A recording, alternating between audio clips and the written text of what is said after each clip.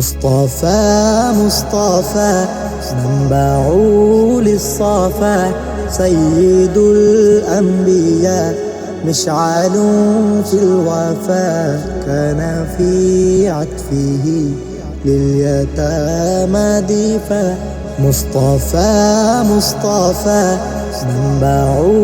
للصفا سيد الأنبياء مشعل في الوفا كان في عطفه لليتامى আলহামদুলিল্লাহ আমি দেখে অবাক হয়েছি এই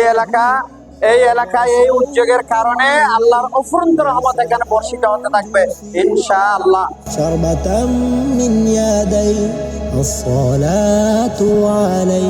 والسلام নামাজ পড়ছো 40 দিন 5 ওয়াক্ত করে নামাজ পড়ছো, কিন্তু এটা তোমরা জীবনভর কন্টিনিউ করে যাবে। وغدا وجهه نيرا মুহাম্মদুর রাসূলুল্লাহ কলমা পড়ে তিনি আল্লাহর দরবারে চলে গেলেন। সাতকানিয়া পৌরসভা 9 নম্বর ওয়ার্ডের যে ফাউন্ডেশন কর্তৃক আয়োজিত যে আকর্ষণীয় একটা ইভেন্ট, যেটা আমাদের পরকালের ছোট ছোট শিশুদের অভ্যস্ত করার যে একটা মাধ্যম, এই নামাজ শিক্ষা। منبع للصفا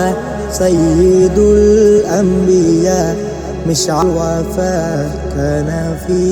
عطفه لليتامى دفا